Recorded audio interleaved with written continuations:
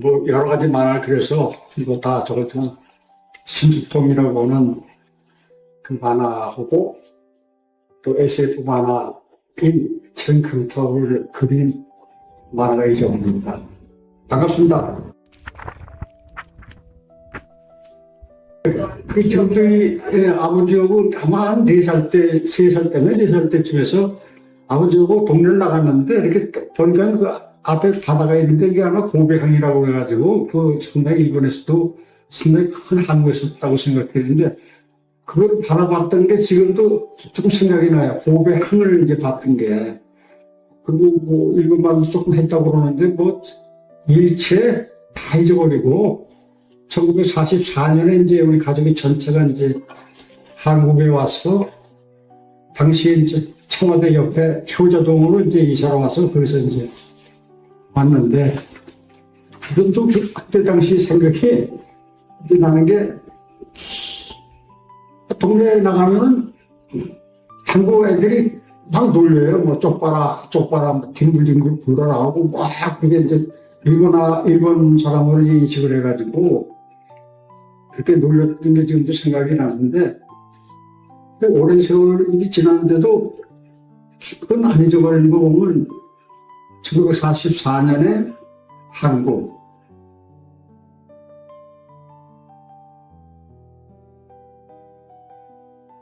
지금도 그래서 그 자서전에 이제 다 나옵니다. 그 얘기가. 근데 일본말을 지금도 하나도 못해요.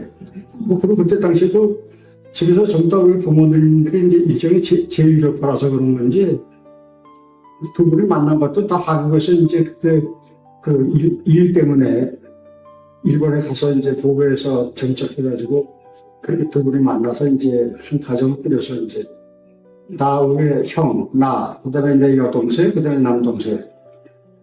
지금은 우리 형님이 한 10년 전에 잡고 오시고, 아직도 세 남매가 생존이 있죠. 예, 그 44년에 이제 이렇게 그래가지고 해방을 이제 그때 해방이 됐다는데 그 다음에 아까 부모님을 따라서 지금 이제 없어진 그 중앙청, 그러니까 광화문 앞에 갔더니 뭐, 무슨, 만세하고, 뭐, 사람들이 태극기 막 흔들고, 뭐, 야단들이에요. 그 이제 해방이 된 모양이에요, 그때. 그러니까 그때 처음으로 기마대도 이제 받고, 그래서, 1945년도 8월 15일을 그 광복날을 내가 광화문에서 나가서 이제 의원들하고 같이 봤던 생각이 지금도 좀 엄청 나는데, 확실한 잘 모르겠어요. 근데 어렸을 때부터 무슨 만화를 그린다는 게 아니라 우리가 지금도 마찬가지지만 이제 노트에다가 뒤에다 낙서하는 게 이제 그림들 있잖아요. 그랬던 생각이 나는데 맨 뒤가 그렇고 앞으로 이제 이렇게 산수 심볼 이렇게 해가지고 이제 당시에 쓰는 용어가 심볼을 갖다가 산수인가 지금 이제 수학이라고 하는 거로 이제 표현했지만은 당시는 그렇게 표현했는데 그 노트라고 얘기하지 않고 공책이라고 그러는데, 그다가 이렇게 낙서가 아니라 만화식으로 이제 그랬던 것도 생각이 나서, 여기 이제 그 얘기가 나옵니다만,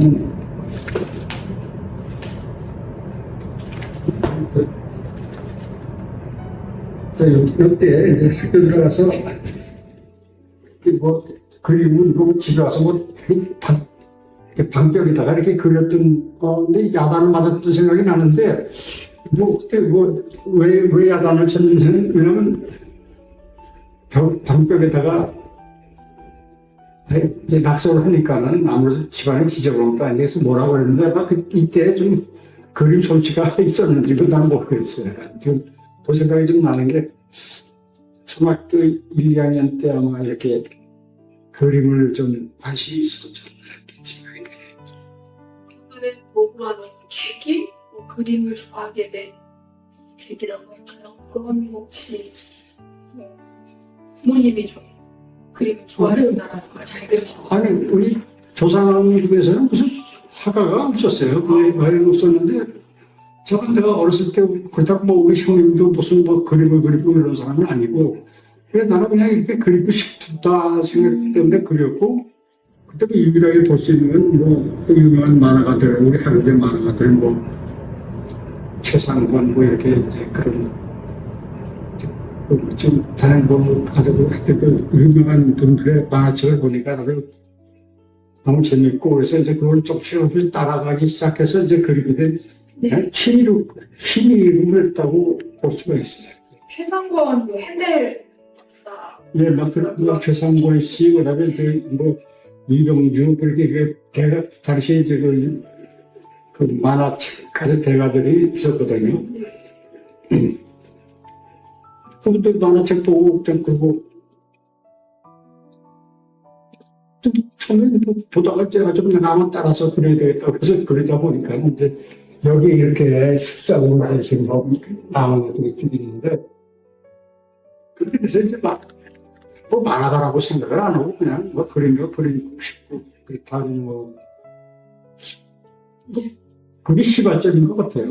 네. 되게 그때 어렸을 때 그런 것들에서 그 서울에 하늘이 매일같이 맑아요. 무슨 뭐 이 공약이 있어가지고 무슨 뭐 구름이 끼는 것도 아니고 그때도 그 은하수 같은 게 그냥 보통 그냥 은하수가 있다는 거면 아주 보편적인 생각인데 그때 어떻게 집에서 굴러다니는 무슨 서육인지 손오공인지 그런 그 동화책인지 뭐 그런 게 아마 있어가지고 내가 그걸 이제 보면서 그 손오공이 저 우주로에서 날아가가지고 은하수가 그 은하수 사이로 막 이제 비어오는 게 이제 나오지 않습니까? 그 서유를 읽어보면. 그래서 나도 그때 생각이, 저 하루를 한번 날아갈 수 있는 뭐 그런 게 없을까 하다가, 이런 건 참 그림으로 그리면 참 재밌을 거다 하는 생각이 처음으로 그때 느낀 거예요. 그 그림으로. 지금 뭐, 말하자면 이제 그 캐릭터를 나 대신 대리만족으로 해서 걔를 올려보내서 그 우주와 우주 공간 사이 뭐 공간을 왔다 갔다 하는 그런 거로 했으면 좋겠다 하는 생각이 이제 들어서 그때부터 이제 이게 좀 한번 그냥 그려나 한번 보자 그래서 그리게 된 게 이제 처음으로 습작들 여기에 나옵니다는 그게 이제 그렇게 하면서 그래서 밤에 그렇게 잠도 그때 뭐 전등도 없고 이게 등불로 이렇게 뭐 있었을 정도로 생각하는데 그때만 해도 이제 전기가 이제 다 전쟁 때문에 뭐 저거 돼서 이제 안 들어올 텐데 그럼 엎드려서 뭐 그랬던 생각이 나서 지금 이 바로 은하수를 보면서 네. 참으로 이 SF 만화를 내가 그리겠다고 해서 나중에 이제 나온 게 여기서 알파칸이라고 하는 그 SF 만화가 이제 한 10년, 20년 된가? 1965년도에 이제 내가 알파칸을 그리기 시작했으니까. 그래서 이때부터 이제 내가 뭐 만화를 그려가지고 내 꿈을 한번 좀 그냥 상상을 한번 현실을 한번 해보겠다 하는 게 있었던 게 지금 생각이 나요.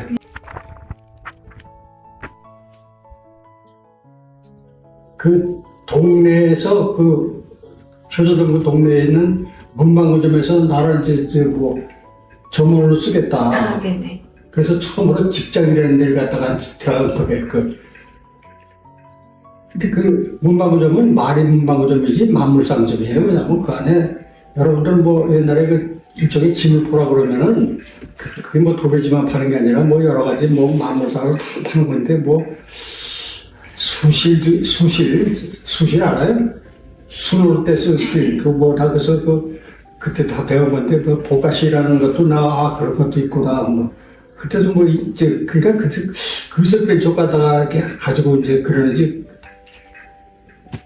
그냥 노동에 얼마나 노동 강도가 세냐면은 아침 뭐 한 해가 뜨기 직전에 바로 나가가지고 밤 12시까지 저간 그 정문 생활을 하는 거예요. 네. 그 노동 강도 그러면 뭐 도대체 몇 시간이에요? 그러니까 12시에 끝나가지고 집에 가면은 저녁밥을 먹었나? 그리고 이제 아침에 한 6시나 7시쯤에서 가게 나와서 문을 내가 열어야 되거든요. 그러면 집에 와서 자는 게 아니라 이 만화를 그리느라고 같이 이렇게.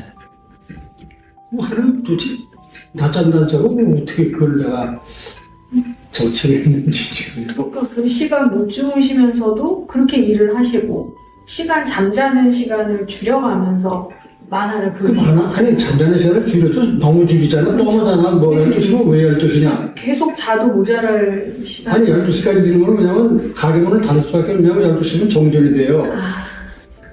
그러면 그 전에 이제 동네지만은 그래서 이제 12시 전에 이제 가게 다 정리하고 이제 거기서 집에 가면 다시 10분 거리 되나?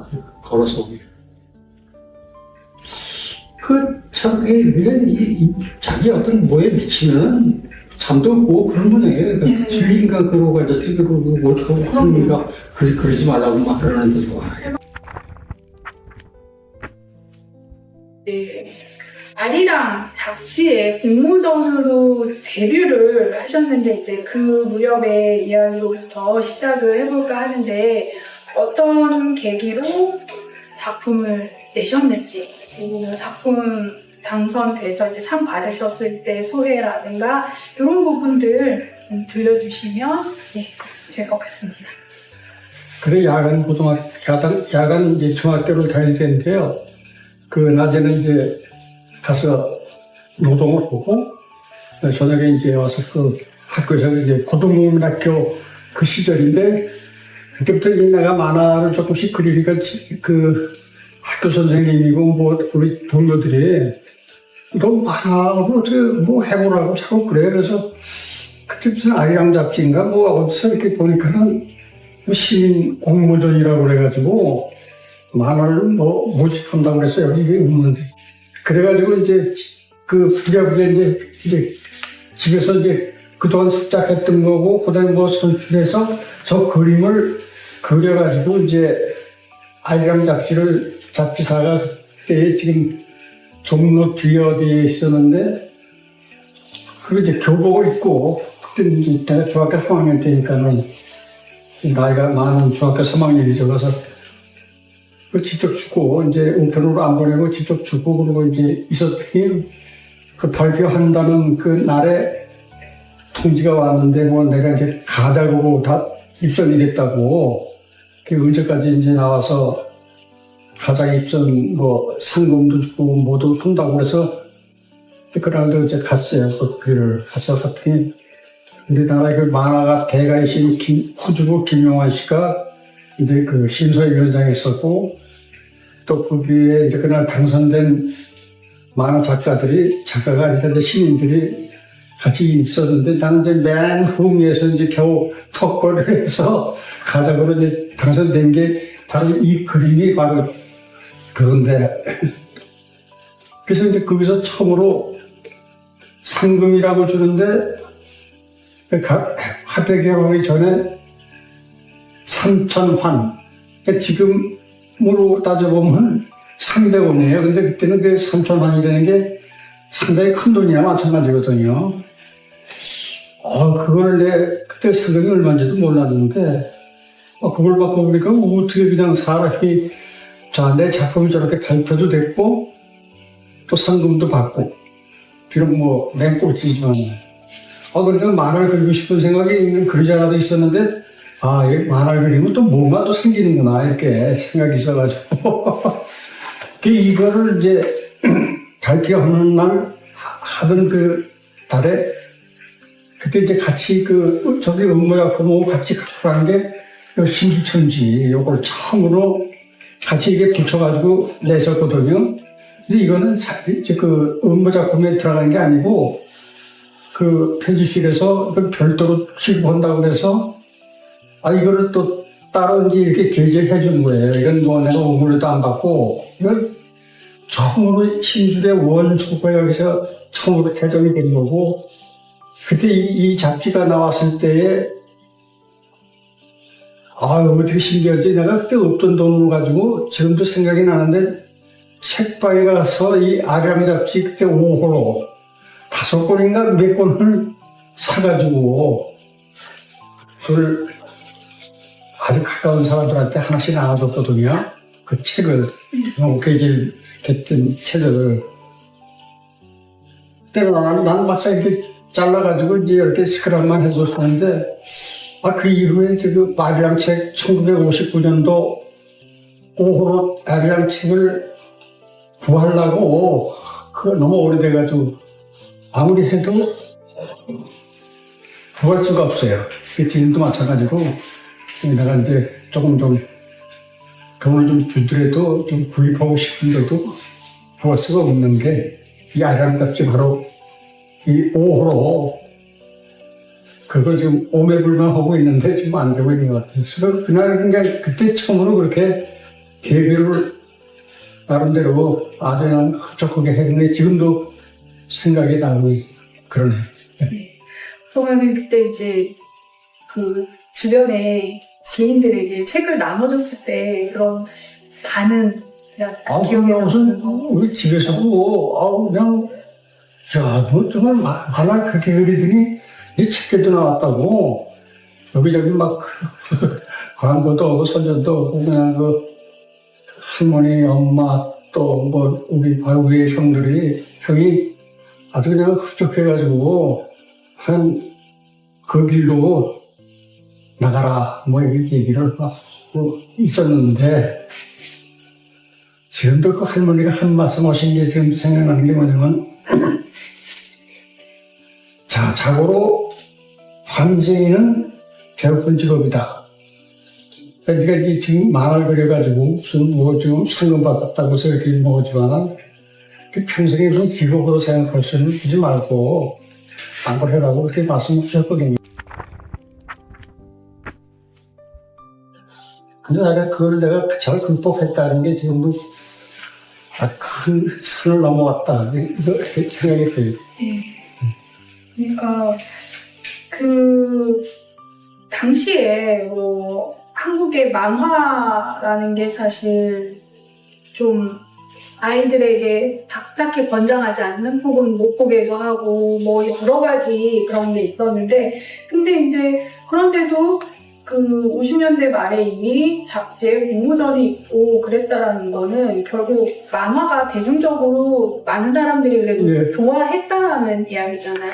일교전쟁이 끝나고 조금씩 이제 사람들이 좀 여유가 있으니까 책도 사보고 그러니까는 잡지가 이제 한두 군데가 나와가지고 그때 아리랑 잡지가 있을 때 신태양하고 야담이라고 하는 그런 책이 두 가지가, 세 가지인가, 네 가지밖에 없었어요. 발표는 그 월간지가 대중 잡지로.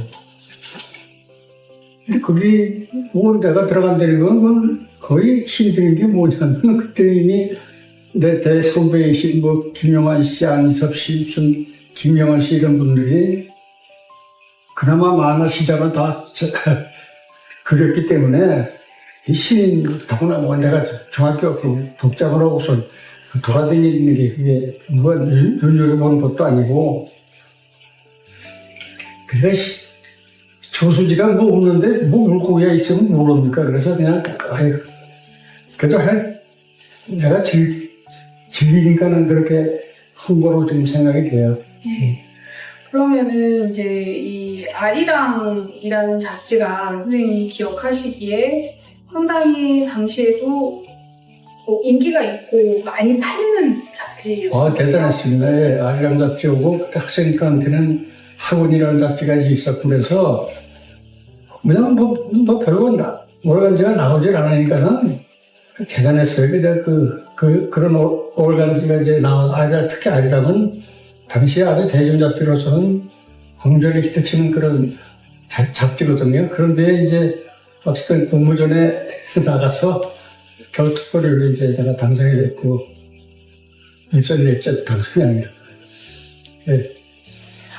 그러면은 아리랑 잡지에는 주로 어떤 것들이 실렸나요? 만화 이렇게 한 칸 만평 같은 걸로 실렸고 데칸 만화도 실리고 뭐 있을 텐데 근데 지금도 그 특정 그 기자가 좀 생각이 나는 게 뭐냐면 내가 야간 잡지 저렇게 신주천비를 총으로 가져갔을 때 이 기자가 딱 데려다 보더니 나중에 이건 들은 얘기인데 만화라 그러면 만문 있고 막한 있고 막 그런데 이건 그런 게 일치 없고 순전히 그 판토마임으로 나오는 그런 만화라서 이거 조금 신기하다 뭐 이렇게 아마 생각했던 모양이고 나도 그때만 해도 무슨 미국에도 심술쟁이가 있고 일본에도 심술할 만구가 있는데 있는지도 몰랐죠. 그런 게 모르고 먼저도 얘기했듯이 고등학교 시급할이 올 때 다녔던 그 사회적인 그 학교 같은 거 그런 걸 갖다 내가 표현해서 대리만족으로 그냥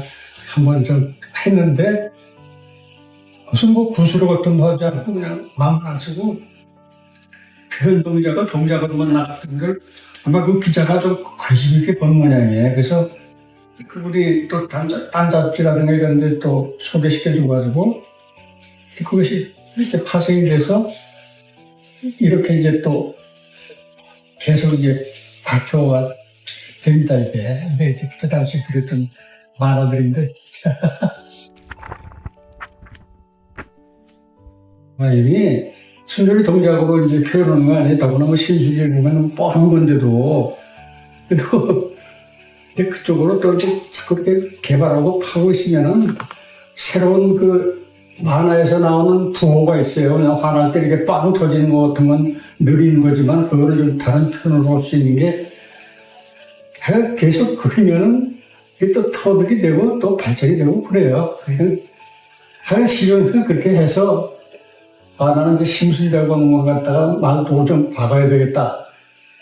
그래서 이제 오늘날까지 이제 심술 통까지 온 거예요, 그게. 그래서 결국 심술점주서부터 5대 손자가 심술통, 이렇게 일가를 이루는 거기들은 이제 뭐 만화 주인공의 족보라 할까? 그렇게 이제 연결돼서 나온 거죠.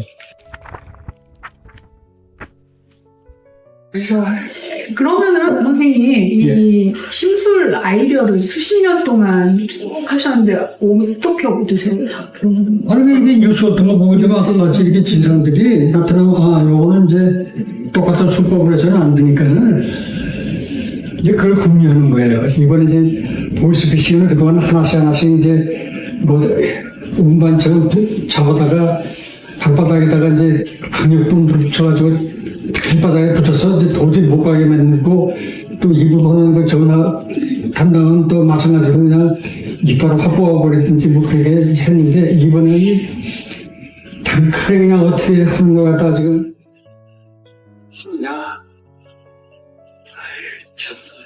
내가 그림에서 지금 구상하고 있는 것도 이제 이거는 거기서 빛이 총책이 이제 어떻게 내가 다스리냐 이거를 나가는 거거든 이번에는 총책 있잖아 그냥 아무리 잡아도 그 피레미들 잡으면 뭐래요. 맞습니다.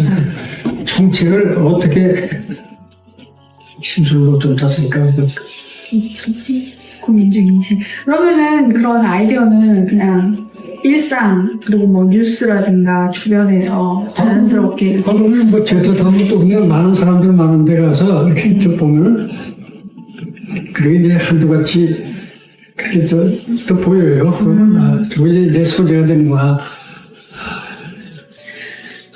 그러면은 이거는 개인적인 궁금증인데 혹시 선생님 실제로 주변에 이제 지인의 뭐 친구라든가 그런 지인 중에 되게 얄미웠을 때 만화에 그리신 적 있으세요? 이 심술 이렇게 뭐 좀 혼내주게 만화로라도.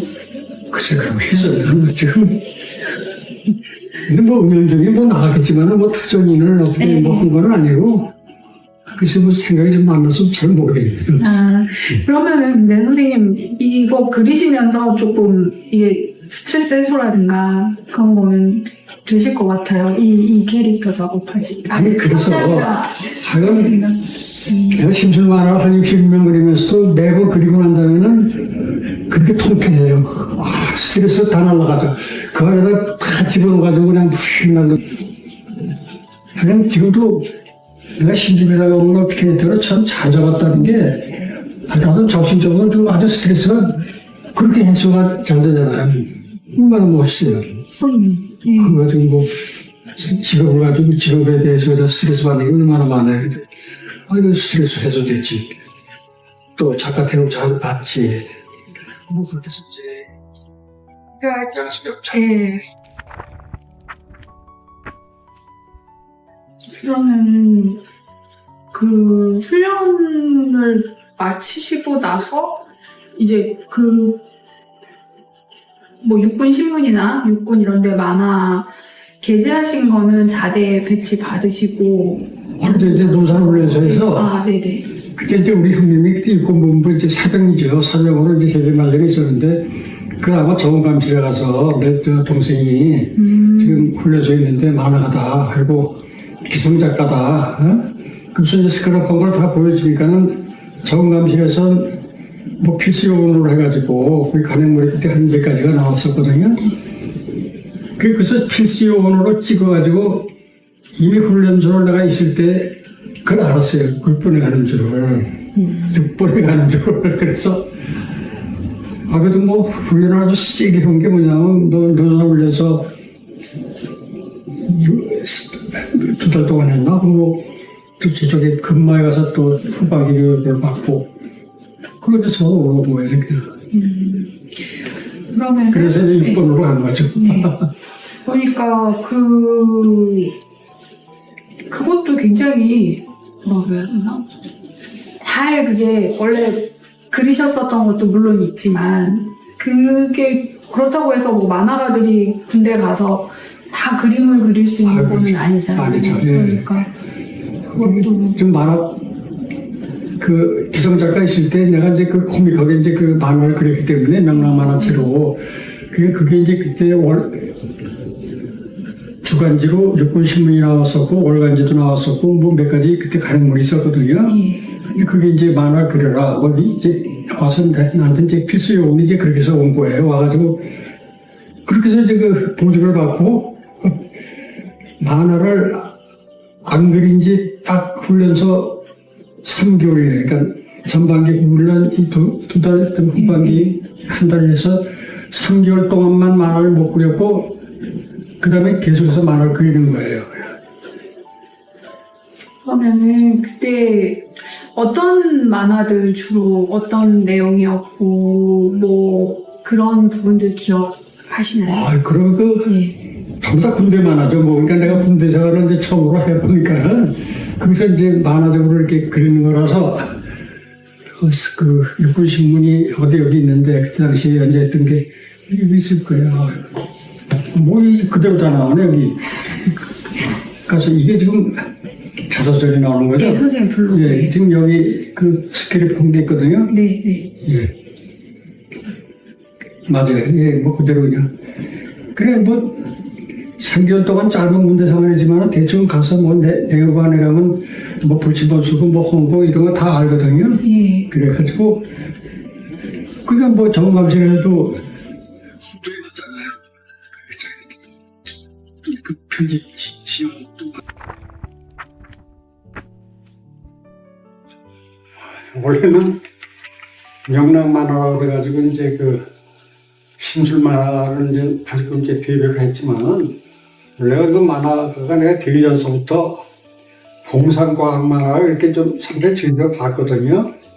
그때 무슨 뭐 외국 만화들도 좀 많이 나오고 그러면 뭐 슈퍼맨이라든가 뭐 이런 미국의 유명한 그 만화들이 이제 그 나오는 걸 이제 보고 나도 또 하나의 그림체를 만들어서 좀 공상적인 만화로 그리고 싶다. 늘 그렇게 생각을 하고 있던 차인데 그냥 그 간단하게 말하면 그 잡지에 그렇게 이제 장편으로 나가는 만화 같은 거는 게재가 되지 않기 때문에 할 수 없이 이제 시술 첨지로 해서 손바닥만한 만화를 가지고 이제 그 만화계를 이제 나오게 됐어요.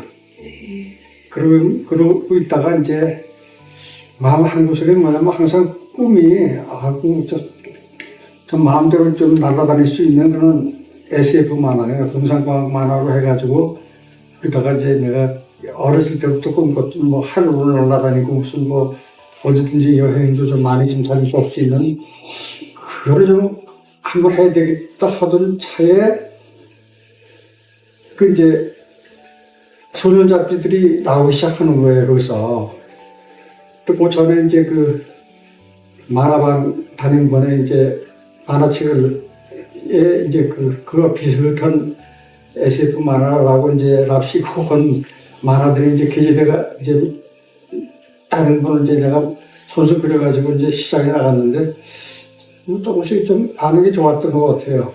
예, 그래서 그게 본격적으로 내 SF 만화를 작성하게 된 시발점이었다고 볼 수 있습니다. 그래서 그 초기에 그럼 하셨던 게 이런 초기 작품들 본격적으로 시작한 단행본 뭐 이런 예. 예, 뭐 보물 권총이라든가 보물 텔레비 이거는 시리즈인 거죠 이제 권총. 네, 그래서 그러니까 무슨 몇 권으로 나갔는데 60페이지씩으로 이제 나갔는데 그냥 그렇게 이제 그 만화책으로 되면 그 안에 스토리가 있고 그래서 그 내가 이제 옛날부터 꿈꿨던 이제 그런 뭐 그냥 흥미나간 얘기들을 그 안에 이제 단행본에서 다 집어넣은 거거든요. 그러니까 또 다른 또 세계고 우선 저수지가 넓으니까 내가 이제 작가를 분들을 붕어라고 이제 물고기라고 하는데 저수지가 넓으니까 뭐 마음대로 휘어지니까 뭐 수영하고 아주 그러니까 활발하게 이제 아이디어에 맥힘이 없이 이제 시작해서 이 단행본이 SF 만화를 그리게 된 시작하게 된 시발점이 된 거예요. 그러다가 여러분들이 좀 잘 아시는 소년 잡지들이 이제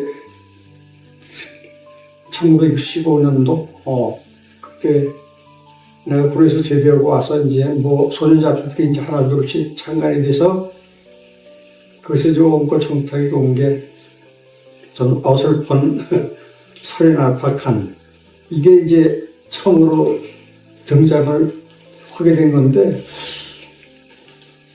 그 처음에 그 SF 만화가 나중에 그 알파칸이 이제 그 끝맺으면서 나왔던 화풍이 전혀 달라요. 그냥 계속 이제 그 작가는 이제 본인이 그리게 되면은 1번 그렸던 그림보다도 나중에 1000번째 그렸던 그림이 이게 막 변화하는 게 나 자신도 이제 그걸 알거든요. 그래서 이제 그 SF 만화가 이제 자리매김이 된 게 바로 알파칸. 아주 그냥 그 별로 이렇게 기억에 또 남는 게 그 스토리를 그때 이제 신문 잡지 같은 데서 무슨 히말라야를 누가 갔는데 그래서 설인이라고 하는 게 무슨 뭐 나타났어 뭐 그걸 뭐 봤다 뭐 그런 얘기가 나와서 이제 그럼 이제 그 테마를 그 히말라야를 이제 잡고 설인으로 선정을 하자 뭐 이렇게 생각을 해서 시작한 게 바로 알파칸이에요.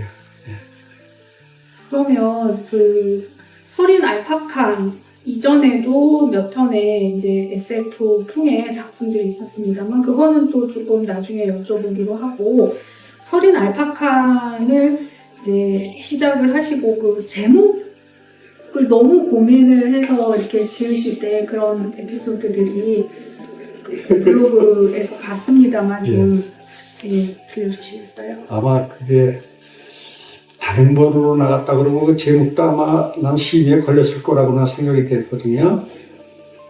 왜냐면 알파는 또 뭐고 뭐 칸은 뭐고 이제 이렇게 그때는 그 정도의 그 제목 가지고도 그 시비에 이제 좀 시비가 있고 막 그랬던 건데 잡지 사니까는 이제 청탁이 왔는데 자 이제 대충 줄거리를 내가 잡았는데 도대체 그 주인공 이름을 뭐로 할 것인가 생각을 하다가 뭐 여러분도 잘 아시는 뭐 알파, 오메가 뭐 이런 것 때문에 이제 알파는 그냥 부르기가 좋다 생각을 하고 있었어요. 근데 그 뒤에 뭐라고 좀 하나 붙였으면 좋겠다 그랬었는데 이게 지금 저 중동이라도 어디 가면 칸이라고 그냥 징기스칸하게 되면 뭐 어떤 그 억양이 괜찮고 그래서 칸을 갖다 붙여보니까 그냥 알파칸 그냥 무슨 발음 잡아도 부르기도 좋고 그래서 그냥 알파칸 그렇게 했었고 근데 그때 공연할 때도 뭐가 있었냐면 월남이 폐망이 직전인데 폐망이 이제 공산화가 되기 직전인데 그때 그 월남의 부통령이 후엔칸이라고 해서 뭐 비행기 조종사인가 뭐 또 전투기 조종사인가 그래. 근데 그 양반이 이름이 후엔칸 그래서 그럼 뭐 그거 갖다 붙여야 되겠다 그래서 알파칸이 그렇게 해서 시작된 게 이제 일종의 장명하기도 그렇게 어려워요. 그래서 아까 그림체가 좀 달라진다라는 말씀을 하셨는데, 알파칸을 보면 앞부분에는 약간 조금 하등신 정도의 명랑 만화에 조금 가까운 인체 비율인데, 뒤로 가면서 조금 몸도 길어지고 그림체가 굉장히 달라지는 게 그만큼 조금. 근데 그럴 수밖에 없는 게 보통 잡지사에서는 이제 만화를 그린다 그러고 2페이지 내지 4페이지밖에 안 주거든요. 근데 호레이 잡지가 이제 창간이 되면서 첫 번째 페이지를 준 게 16페이지를 줘요. 그럼 얼마나 몽골에도 16배를 타고 그러니까는 신도 나고 그 안에서 이제 16페이지 안에 내가 표현할 수 있는 무슨 뭐 공상이라든가 이런 거를 마음대로 그릴 수 있으니까 아주 얼마나 좋아요.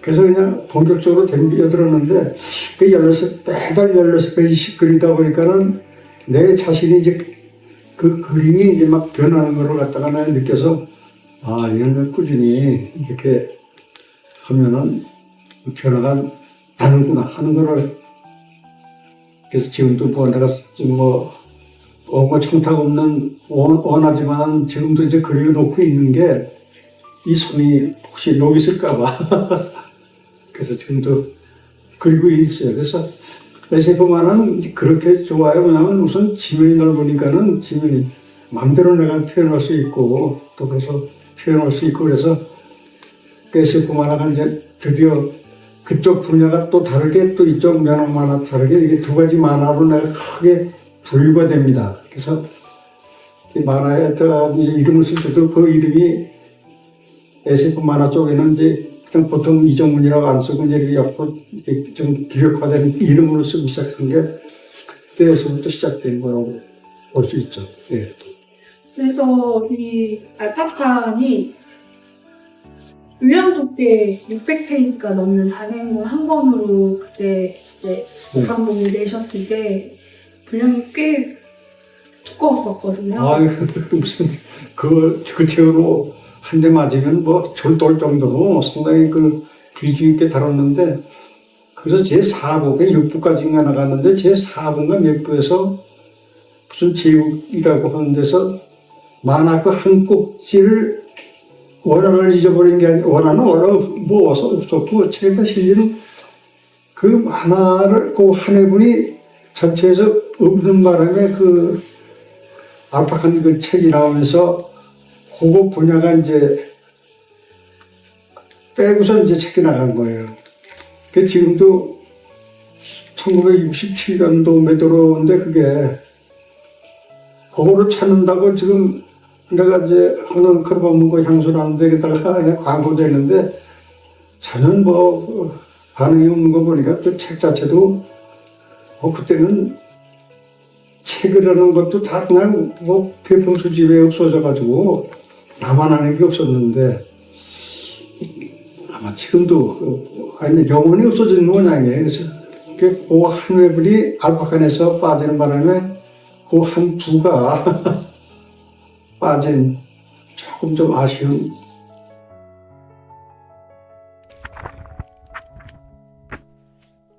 했는데 그때 내가 결혼해가지고 얼마 안 있어서 후배 텔레비전을 샀는데 저녁 시간만 되면은 거기서는 아톰이 나와서 노래도 부르고 내가 봐도 참 일본에 워낙 만화가 이제 수준이 높아가지고 아주 대단하다고 그냥 만화 선생님이 그래서 이제 나는 본받을 게 많다 이렇게 생각하고 있었는데 그다음에 미리 있다가 무슨 거대한 천임이 딱 나타나기 시작하더니 무슨 무슨 마징가 제트인가 그래서 그냥 극장 영화판으로 일본의 이제 거대 소인들이 극장을 석권하기 시작한 거예요. 근데 그 애들이, 우리 다 어린이들이 그것이 뭐 일본 거라고는 생각 안 하고 그냥 재미가 있으니까는 그냥 주제가 따라 부르고 막 뭐 그런 게 하나 그때 하나 큰 시간이 됐었는데, 어느 날 하여간 알파카 칸타운 나오기 전에 이제 한 몇 개월 전에 내가 극장을 한번 들어가 봤는데, 그 영화가 상영되기 전부터 그 애들이 그때 창을 불러요. 그 주제가를, 마제가 그 주제가가. 뭐또 극장에 이제 그 영화가 상영되기 시작하니까는 뭐 극장이 막 떠나가듯이. 근데 속으로 내가, 이거 뭐 보통 이 문제가 아닌 것 같다는 생각이 좀 얼핏 들었거든요. 애들이 뭐 일본 거하고 뭐 그런 걸 떠나가지고 재미가 있으니까 이렇게 오면 좋은데, 아까 이번에 양부장은 어떻든 그 일본의 영향력이 자꾸씩 스며드는 거 보고 내가 이거 좀 걱정이 된다 하다가 이제 그 소녀생활에서 이제 SF 만화 좀 하나 좀 해달라고. 그래서 그럼 이번 기회에 SF 만화를 내가 알파카에 이어서 하나 했으면 좋겠다. 이렇게 해서 시작된 게 이제 문제의 칸타오입니다. 그렇죠. 철인 칸타오가 이제 뭐라고 해야 될까요? 한국에서, 한국뿐만 아니라 어떤 거대 로봇이 나오는 그 작품들의 계보랄까 이런 거가 있을 때 한국에서는 거의 드물게 뭐 최초 아니세요? 한국 로봇, 거대 로봇 만화로 없었어요. 하여간 그 일본 만화가 하여간 그게 바로 문화 침탈의 그냥 하나의 그 표현인데, 거의 다 그냥 뭐 일본 거로 도배하고 막 그렇게 됐는데, 그래서 이제 그러면 이제 이거를 내가 테마를 어떻게 잡아야 되느냐, 뭐 알파카 모양으로 뭐 여기저기서 이렇게 이름을 뜯어 하는 것보다도 이걸 좀 우선 제목부터 좀 특이하게 해야 되겠다. 그래서 이제 원래가 깡다 구루, 그 사투리로 깡다구가 이제 뭐 조금 당연히 그걸로 해서 좀 말을 부드럽게 하려고 칸타우루 우선 제목을 지은 거예요. 이게 바로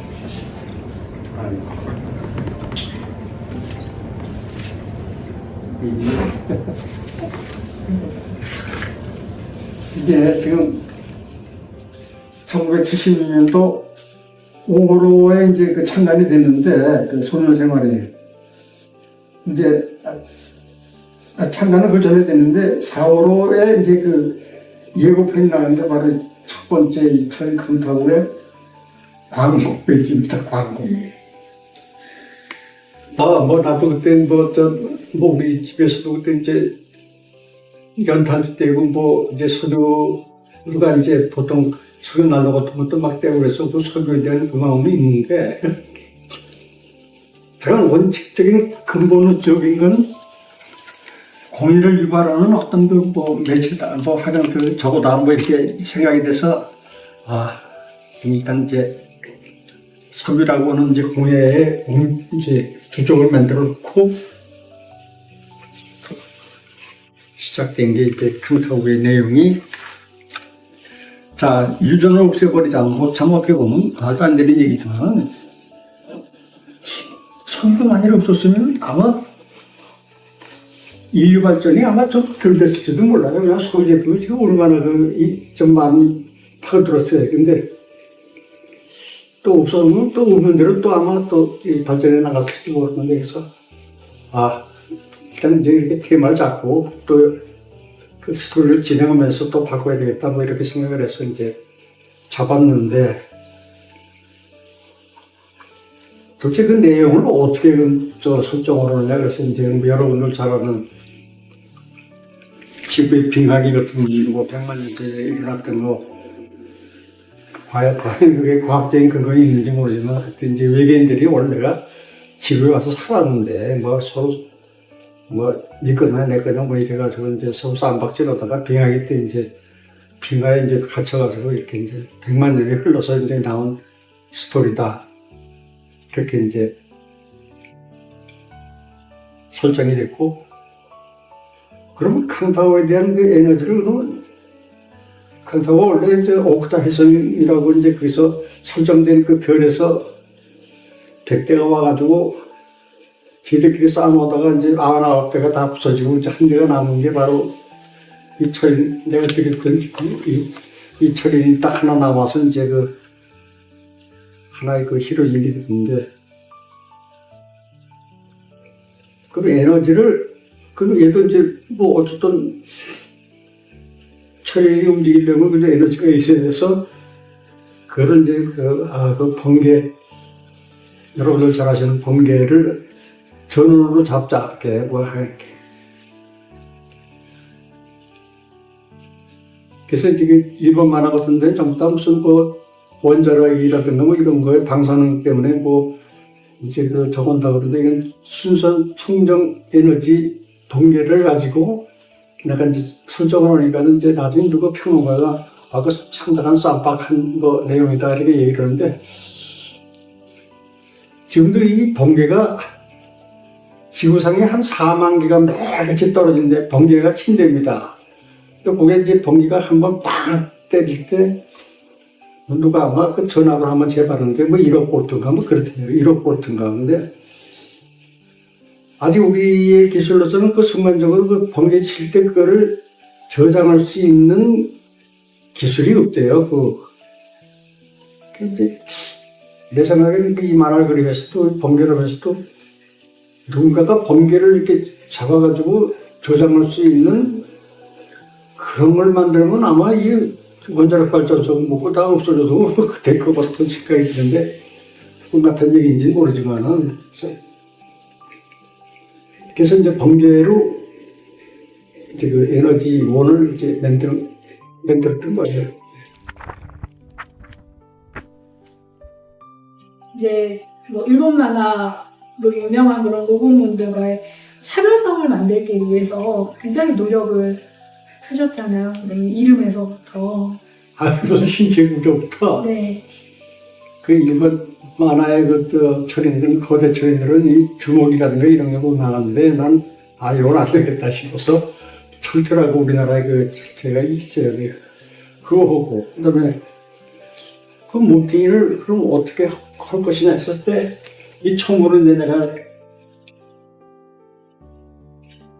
이렇게 이제 그 볼집이죠. 볼집을 처음으로 내가 한번 이걸 그렸는데 이게 보통 어려운 게 아니에요. 근데 거의 캉타오 같은 거를 그리는 사람들이 이 몸뚱이를 좀 그리다가 가슴팍에서 딱 걸려요. 막 이게 그냥 볼집이 그렇게 넉넉하지.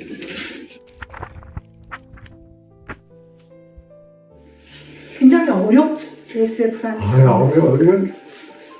일본에서는 SF가 좀 많이 좀 취급되고 있었는데, 소년 잡지 그쪽에서는 거의 전무했다시피 해서, 유일하게 내가 이제 뭐 나름대로 개척해 나갔다는 게 순수하게 내 화풍으로 시작된 게 이제 알파칸이에요. 그러니까 알파칸 초기 작품은 그건 SF 만화라고 볼 수 없는 코믹한 어떤 무슨 명랑 만화책 같이 나갔는데, 나중에 이제 흘러가는 거 보고 아마 딴 잡지사에서도 이건 좀 괜찮은 어떤 SF 만화 같다 하는 걸 편집자들도 아마 조금씩 눈여겨보는 것 같아요.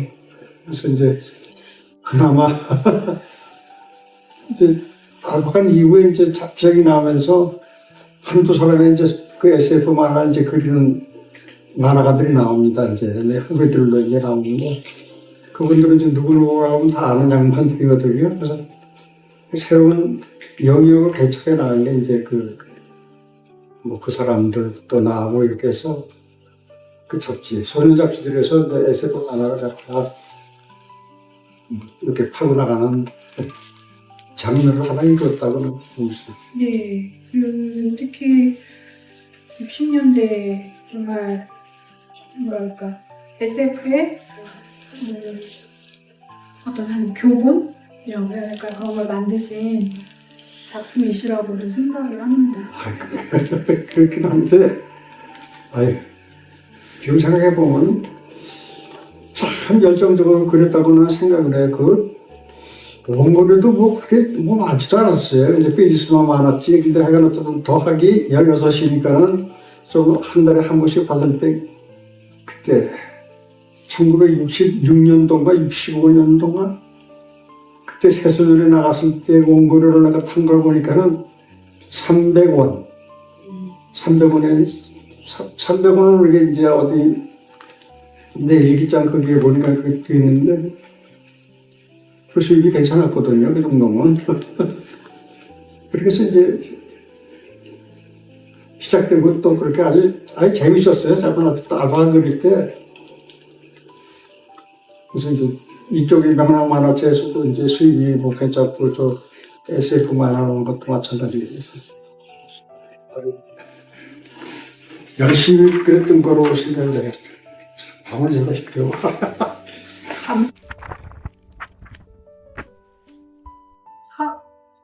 최근에 인터넷에서 화제가 됐죠. 서기 2000년대 생활의 이모저모해서 그 옛날 65년에 지금 현실화된 너무나 많은 것들을 예견을 하셨어요, 선생님. 이 한 칸짜리 그 그림에서.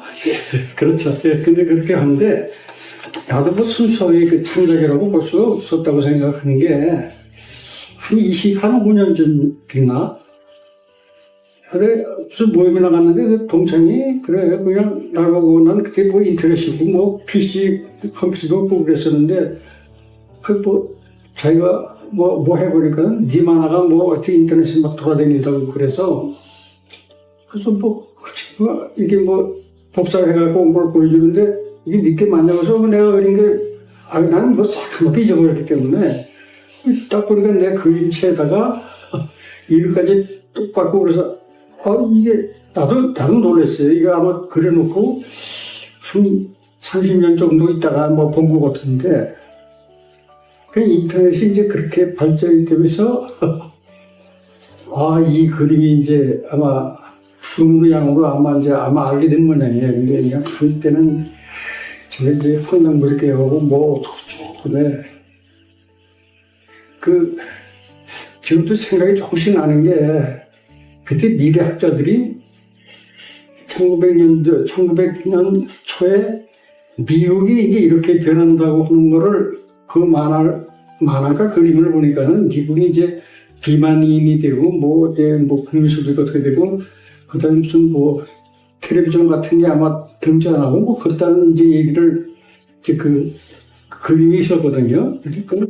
그런가 보다 하다가 저게 이제 나한테 이제 원고 청탁이 왔는데 어떻게 원고 청탁이 왔는지도 모르고 그냥 앞으로 35년 후에 서기 2000년에 변화되는 걸 갖다가 좀 뭐 해달라고. 근데 그때 사회적으로 뭐냐면 우리나라 최초로 흑백 TV 방송국이 설립이 돼가지고 이제 그때 뭐 TV 방송으로 막 그 준비도 막 그래서 속으로 내가 그걸 좀 어떻게 좀 축소시켜가지고 예를 들어서 그걸 축소시켜서 군인들이 쓰던 그 무전기에다 붙여서 이렇게 서로 주고받으면 뭐 혹시 그냥 전화기 서로 뭐 동영상이라고 생각하고 무슨 소형 TV 전화기라고 이렇게 되어 있습니다만 이렇게 표현한 것 같아요. 그러니까 지금 이제 바로 휴대폰인데 이 머리 좋은 사람들이 이제 이걸 보고 이제 뭐 동기부여를 해준 거 있다고 생각이 되는데 그때 이제 뉴스는 이렇게 전파신 분이라고 돼서 나온 거고 태양열을 이용한 집은 그때 이제 미국과 소련이 서로 우주 경쟁으로 뭐 위성을 막 쏘는데 그 위성에 붙어 있는 그 무슨 판때기가 바로 뭐 태양열을 뭐 받아가지고 전기를 일으켜서 이제 그 위성이 돌아간다고 하는 것 때문에 이제 그걸 내가 응용을 한 거고. 뭐 달라라는 그때 한참 뭐 그냥 미소가 경쟁이 붙어가지고 대단했던 거고 또 이제 지금 뭐 원격 조정 같은 의료기능 같은 거뭐 집에서 지금 이 어떻게 보면 뭐 거의 다 비슷하게 다 이루어졌지 않았어요? 그래서 지금 다 이루어졌어요. 다 이루어졌어요? 그 수학여행 달나라로 가는 거 말고는 이거 보면 일단 전파신문이 이제 인터넷으로 뭐 신문 보고 소통하고 하는 거고 태양열 지금 예, 맞아요. 정말 뭐 태양열은 이미 상용화돼서 다 많이 쓰고 있고 전기자동차 들이셨고 움직이는 도로도 있고 그쵸. 이제 야외 도로가 움직이는 건 아니지만 있잖아요.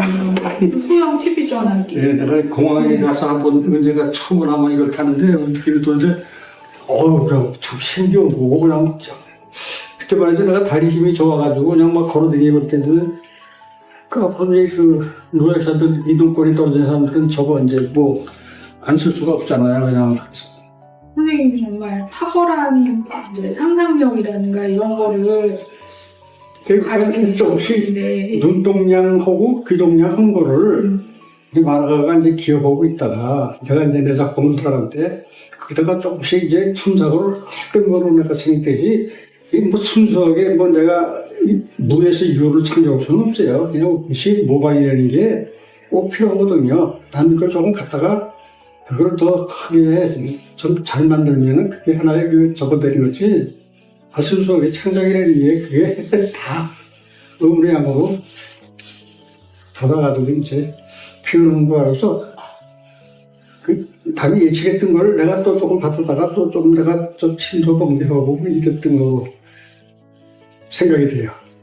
그래도 정말 누구나가 그런 걸 이렇게 상상 구체화시켜서 이렇게 될 것이다라고 발전시킬 수는 없는 거니까 이런 SF의 세계관 이런 거를 만드시면 정말 상상력이 뛰어나셨다고 생각이 근데 드는데 그게 참 내가 만화라고 하는 이제 직업을 가진 지가 지금 한 60여 년이 됩니다만은 참 만화가가 참 대단한 게 그 글 쓰시는 분들은 이제 글자로 표현하면 뭐 좀 적어지만은 그림을 그리는 만화가가 그걸 한다 그러면 조금 좀 살을 붙여서 좀 보면 그래서 그 하즈 만화 같은 것도 한때 참 유명했었는데 이제 적어졌지만 그래서 이 그림을 내가 만화를 그린다는 게 어떻게 축복인지는 모르겠어요.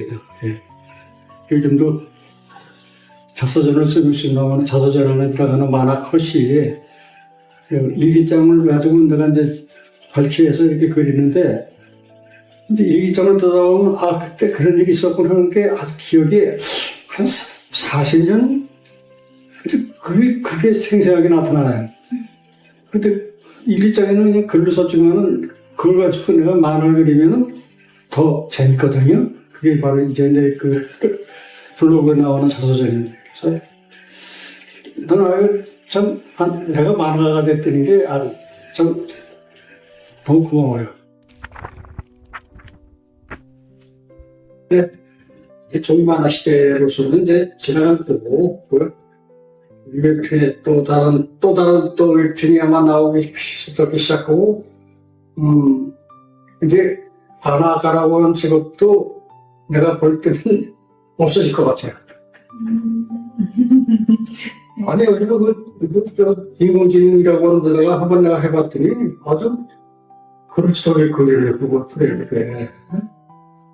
야, 참 내가 한 처음엔 웃겼다 그러는데 애들에서는 좀 어설프지만은 그게 좀 더 학생들 교육받으면 우리가 처음에 휴대폰에 그 사진 찍는 거 동영상이 아니죠. 그 여성들이 옛날에 그 화질이 별로 없었잖아요. 지금 보세요, 얼마나 좀. 그래서 아이디어도 내 심술보다도 더 세 심술이 왜 그런 이유가 있죠. 왜 그러냐면 걔는 모든 거에 데이터를 받아가지고 다 저장하고 있다. 그래서 딱 뽑아내니까 뭐 그냥 한 사람이 생각보다 수십만 개의 데이터를 가지고 이제 엮어내니까는